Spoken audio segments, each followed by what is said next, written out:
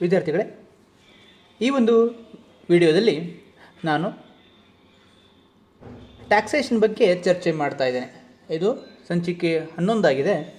ಇದರಲ್ಲಿ ನಾವು ಮುಖ್ಯವಾಗಿ ಇಂಟ್ರೊಡಕ್ಷನ್, ಮೀನಿಂಗ್ ಮತ್ತು ಡೆಫಿನಿಷನನ್ನು ಚರ್ಚೆ ಮಾಡೋಣ ವಿದ್ಯಾರ್ಥಿಗಳು. ಮೊದಲಿಗೆ ಇಂಟ್ರೊಡಕ್ಷನ್ ಪಾರ್ಟಲ್ಲಿ ನೋಡೋಣ. ಸೊ ಪ್ರತಿಯೊಂದು ದೇಶವನ್ನು ನಡೆಸಲಿಕ್ಕೆ ಮುಖ್ಯವಾಗಿ ಸರ್ಕಾರಕ್ಕೆ ಆದಾಯ ಬೇಕಾಗ್ತದೆ. ಆ ಆದಾಯ ಮುಖ್ಯವಾಗಿ ತೆರಿಗೆ ಮತ್ತು ತೆರಿಗೆಯೇತರ ರೂಪದಿಂದ ಬರ್ತದೆ. ಮುಖ್ಯವಾಗಿ ತೆರಿಗೆಗಳು ಸರ್ಕಾರದ ಆದಾಯದ ಮೂಲಗಳಾಗಿವೆ. ಸೊ ಪ್ರತಿ ದೇಶದಲ್ಲಿ ತೆರಿಗೆಗಳನ್ನು ಪಡೆದುಕೊಳ್ಳಲಾಗುತ್ತದೆ. ನಮ್ಮ ಭಾರತ ದೇಶದಲ್ಲಿನೂ ಒಂದು ಒಳ್ಳೆಯ ಸುಸಜ್ಜಿತ ತೆರಿಗೆ ನೀತಿಯನ್ನು ನಾವು ಕಾಣುತ್ತೇವೆ. ಸೊ ಈ ತೆರಿಗೆ ಅನ್ನುವಂಥ ಪದ ವಿದ್ಯಾರ್ಥಿಗಳೇ ಲ್ಯಾಟಿನ್ ಭಾಷೆಯಿಂದ ಬಂದಿದೆ. ಸೊ ಲ್ಯಾಟಿನ್ ಪದ ಟ್ಯಾಕ್ಸೋದಿಂದ ಟ್ಯಾಕ್ಸ್ ಅನ್ನುವಂತಹ ಪದ ಬಂದಿದೆ. ಟ್ಯಾಕ್ಸ್ ಅಂದರೆ ವಿದ್ಯಾರ್ಥಿಗಳೇ ಇದು ಸರ್ಕಾರ ವ್ಯಕ್ತಿಗಳ ಮೇಲೆ, ಸಂಘಟನೆಗಳ ಮೇಲೆ ಸರ್ಕಾರ ಮಾಡಿದ ವೆಚ್ಚಗಳನ್ನು ಭರಿಸಲು ಜನರಿಂದ ಕಡ್ಡಾಯವಾಗಿ ಪಡೆಯುವ ವಂತಿಕೆಗೆ ಟ್ಯಾಕ್ಸ್ ಅಂತ ಕರಿತೀವಿ ವಿದ್ಯಾರ್ಥಿಗಳು. ಇದು ಸರ್ಕಾರದ ಮಹತ್ವಪೂರ್ಣ ಆದಾಯದ ಮೂಲ ಆಗಿದೆ ವಿದ್ಯಾರ್ಥಿಗಳು. ಈ ತೆರಿಗೆಗಳನ್ನು ಕೇಂದ್ರ ಸರ್ಕಾರ, ರಾಜ್ಯ ಸರ್ಕಾರ, ಸೆಂಟ್ರಲ್ ಗೌರ್ಮೆಂಟ್, ಸ್ಟೇಟ್ ಗೌರ್ಮೆಂಟ್ ಮತ್ತು ಲೋಕಲ್ ಗೌರ್ಮೆಂಟ್ಗಳು ಏನು ಮಾಡ್ತವೆ, ವಿಧಿಸ್ತವೆ ವಿದ್ಯಾರ್ಥಿಗಳು. ಈ ಅಧಿಕಾರ ಕೇವಲ ಕೇಂದ್ರ ಸರ್ಕಾರಕ್ಕೆ, ರಾಜ್ಯ ಸರ್ಕಾರಕ್ಕೆ ಮತ್ತು ಸ್ಥಳೀಯ ಸರ್ಕಾರಕ್ಕೆ ಮಾತ್ರ ಇರ್ತದೆ. ಎಲ್ಲರೂ ಬೇಕಾಬಿಟ್ಟಿ ಆಗಿ ತೆರಿಗೆಯನ್ನು ವಿಧಿಸಲಿಕ್ಕೆ, ಜನರ ಮೇಲೆ ತೆರಿಗೆ ವಿಧಿಸಲಿಕ್ಕೆ ಯಾರಿಗೂ ಅಧಿಕಾರ ಇರುವುದಿಲ್ಲ, except central government, state government, local government ವಿದ್ಯಾರ್ಥಿಗಳು. ಇದು ಇಂಟ್ರಡಕ್ಷನ್. ನೆಕ್ಸ್ಟ್ ವಿದ್ಯಾರ್ಥಿಗಳೇ ಅರ್ಥವನ್ನು ನೋಡೋಣ. ಈಗಾಗಲೇ ಹೇಳಿದಂಗೆ the word tax comes from a Latin word ಟ್ಯಾಕ್ಸೋ ಅಂತ ಹೇಳಿದೆ. ಸೊ ಟ್ಯಾಕ್ಸ್ನ ಮುಖ್ಯ ಅರ್ಥ ವಿದ್ಯಾರ್ಥಿಗಳೇ ಸರ್ಕಾರದಿಂದ ಯಾವುದೇ ನೇರ ಪ್ರತಿಫಲ ಅಥವಾ ಅನುಕೂಲ ನಿರೀಕ್ಷಿಸದೆ ಜನರು ಕಡ್ಡಾಯವಾಗಿ ಸರ್ಕಾರಕ್ಕೆ ಪಾವತಿಸಬೇಕಾದ ಮೊತ್ತವನ್ನು ತೆರಿಗೆ ಎಂದು ಕರೆಯಲಾಗುತ್ತದೆ. A tax is a compulsory fee or financial charge levied by a government on an individual or an organization to raise revenue for public works ವಿದ್ಯಾರ್ಥಿಗಳೇ. ಜನರು ಮತ್ತು ಸಂಘ ಸಂಸ್ಥೆಗಳು ತಾವು ನಿರ್ದಿಷ್ಟ ಅವಧಿಯಲ್ಲಿ ಗಳಿಸುವ ಆದಾಯದ ಒಂದು ಅಂಶವನ್ನು ಸರ್ಕಾರಕ್ಕೆ ತೆರಿಗೆ ರೂಪದಲ್ಲಿ ಪಾವತಿಸಬೇಕಾಗುತ್ತದೆ.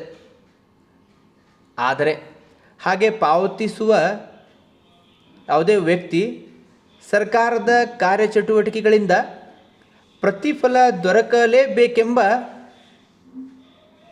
ನಿರೀಕ್ಷೆ ಇಡುವಂತಿಲ್ಲ. ಅಂದರೆ tax it is a compulsory. ಇದನ್ನು ತುಂಬಲು ಯಾರು ಫೇಲ್ ಆದರೆ, failure in payment of taxes or resisting to contribute towards it invites punishment under the predefined law. ಕಾನೂನಿನ ಪ್ರಕಾರ ಅವರ ಮೇಲೆ ಕ್ರಮ ಜರುಗಿಸಲಾಗುತ್ತದೆ. ಇಲ್ಲ ನಾನು ತುಂಬಲ್ಲ, ನಾನು ಕಟ್ಟಲ್ಲ ಅಂತ ಅವರು ರೆಸಿಸ್ಟ್ ಮಾಡಿದರೆ, ನಿರಾಕರಿಸಿದರೆ, ತೆರಿಗೆಯನ್ನು ತುಂಬಲು ನಿರಾಕರಿಸಿದರೆ ಅವರ ಮೇಲೆ ಕಾನೂನು ಕ್ರಮವನ್ನು ಜರುಗಿಸಲಾಗುವುದು. ಇದು ತೆರಿಗೆಯು ಕನಿಷ್ಠ ಮಟ್ಟಕ್ಕಿಂತ ಹೆಚ್ಚಿಗೆ ಆದಾಯ ಪಡೆಯೋರ ಮೇಲೆ ಸರ್ಕಾರ ಈ ತೆರಿಗೆಯನ್ನು ವಿಧಿಸ್ತದೆ, ಅವರಿಂದ ಈ ತೆರಿಗೆಯನ್ನು ಸಂಗ್ರಹಿಸುತ್ತದೆ. ಸೊ ಹೀಗೆ ತೆರಿಗೆ ಅನ್ನುವಂಥದ್ದು ಇದು ಕಡ್ಡಾಯವಾಗಿ ಕೊಡುವಂತಹ ವಂತಿಕೆ ಆಗಿದೆ. ನಂತರ ವಿದ್ಯಾರ್ಥಿಗಳೇ ಡೆಫಿನೇಷನನ್ನು ನೋಡೋಣ.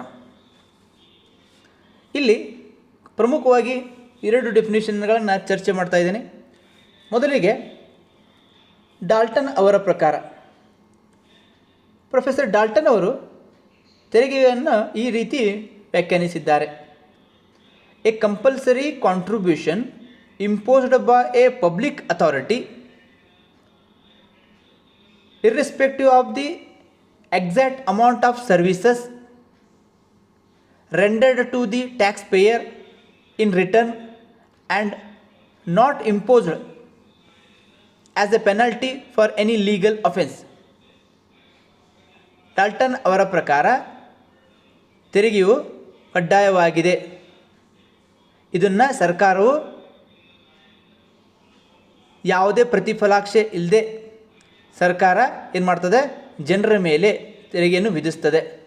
ಇದನ್ನು ನಿರಾಕರಿಸಿದರ ಮೇಲೆ ಸರ್ಕಾರ ಕಾನೂನು ಕ್ರಮ ಜರುಗಿಸ್ತದೆ.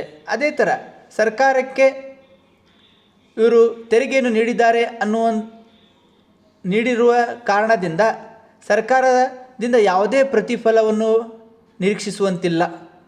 ಸರ್ಕಾರ ಯಾವುದೇ ಪ್ರತಿಫಲ ನೀಡಿಲ್ಲ ಅಂಥೇಳಿ ಅವರ ಎದುರಿಗೆ ಕಾನೂನು ಕ್ರಮ ಅವರ ಮೇಲೆ ಜರುಗಿಸುವಂಥದ್ದು ಸಾಧ್ಯವಿಲ್ಲ. ಇದು ಡಾಲ್ಟನ್ ಅವರ ಡೆಫಿನೇಷನ್ ಆಗಿದೆ. ಇನ್ನೊಬ್ಬ ಅರ್ಥಶಾಸ್ತ್ರಜ್ಞ ಪ್ರೊಫೆಸರ್ ಸೆಲಿಗ್ಮನ್ ಸಾರ್ವಜನಿಕ ಹಿತದೃಷ್ಟಿಯಿಂದ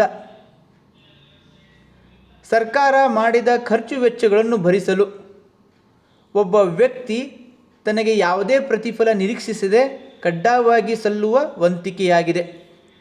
A compulsory contribution from a person to the state to defray the expenses incurred in the common interest of all without reference to specific benefit conferred. ಇಲ್ಲಿ ಒಬ್ಬ ವ್ಯಕ್ತಿ ತನಗೆ ಯಾವುದೇ ಪ್ರತಿಫಲ ನಿರೀಕ್ಷಿಸದೆ ಕಡ್ಡಾಯವಾಗಿ ಸಲ್ಲಿಸುವ ವಂತಿಕೆಯಾಗಿದೆ. ಯಾಕೆ ಸಲ್ಲಿಸ್ತದೆ? ಸರ್ಕಾರ ಅವರ ಮೇಲೆ ಖರ್ಚು ವೆಚ್ಚಗಳನ್ನು ಮಾಡಿರುತ್ತದೆ. ಆ ಖರ್ಚು ವೆಚ್ಚವನ್ನು ಜನರು ಕೊಡುವುದನ್ನು ನಾವೇನಂತೀವಿ, ತೆರಿಗೆ ಅಂತ ಕರಿತೀವಿ. ಅದೇ ಥರ ಪ್ರೊಫೆಸರ್ ಟಾಸಿಂಗ್ ಅವರು ಕೂಡ ಇಲ್ಲಿ ವ್ಯಾಖ್ಯಾನಿಸಿದ್ದಾರೆ. ಅವರ ಮೇರೆಗೆ ತೆರಿಗೆ ಎಂದರೆ ತೆರಿಗೆ ಕೊಡುವ ವ್ಯಕ್ತಿ ಮತ್ತು ಸರ್ಕಾರದ ನಡುವೆ ತೆರಿಗೆ ಪಾವತಿಸುವ ವೇಳೆಯಲ್ಲಿ ಯಾವುದೇ ಕೊಂಡುಕೊಳ್ಳುವ ಸಂಬಂಧವಿರುವುದಿಲ್ಲ. ಅಂದರೆ ಕೂಡಿಕೊಳ್ಳುವ ಸಂಬಂಧವಿರುವುದಿಲ್ಲ. ಕೂಡಿಕೊಳ್ಳುವ ಸಂಬಂಧ ಅಂದರೆ absence of direct quid pro quo between taxpayer and central government or government. ಇಲ್ಲಿ ತೆರಿಗೆ ಕೊಟ್ಟಿದ್ದಕ್ಕಾಗಿ ಯಾವುದೇ ಪ್ರತಿಫಲ ಕೊಡಲೇಬೇಕು ಎನ್ನುವಂತಹ ನಿರ್ಬಂಧನೆ ಇರುವುದಿಲ್ಲ. ಇನ್ನೊಂದು ವಿಧದಲ್ಲಿ ಹೇಳುವುದಾದರೆ ತೆರಿಗೆ ಮತ್ತು ಪ್ರಯೋಜನ ಇವುಗಳ ನಡುವೆ ಯಾವುದೇ ಸಂಬಂಧ ಇರುವುದಿಲ್ಲ. ತೆರಿಗೆ ಪಾವತಿಸಿದ ವ್ಯಕ್ತಿಗೆ ಯಾವುದೇ ಹಿಂತಿರುಗಿ ಪ್ರಯೋಜನ ನೀಡಬೇಕು ಅನ್ನುವಂತಹ ಯಾವುದೇ ನಿರ್ಬಂಧನೆ ಸರ್ಕಾರದ ಮೇಲೆ ಇರುವುದಿಲ್ಲ. ಇದಕ್ಕೆ ಕ್ವಿಡ್ ಪ್ರೋಕೋ ಅಂತ ಕರಿತೀವಿ. ಸೊ ಹೀಗೆ ಸರ್ಕಾರ ಕೊಡ್ಬೋದು, ಸರ್ಕಾರ ಕೊಡದೇನೂ ಇರಬಹುದು. ವಿದ್ಯಾರ್ಥಿಗಳೇ, ಹೀಗೆ ನಾವು ಟ್ಯಾಕ್ಸೇಷನ್ದಲ್ಲಿ ಇಂಟ್ರಡಕ್ಷನ್, ಮೀನಿಂಗ್, ಡೆಫಿನಿಷನ್ ನೋಡಿದ್ವಿ.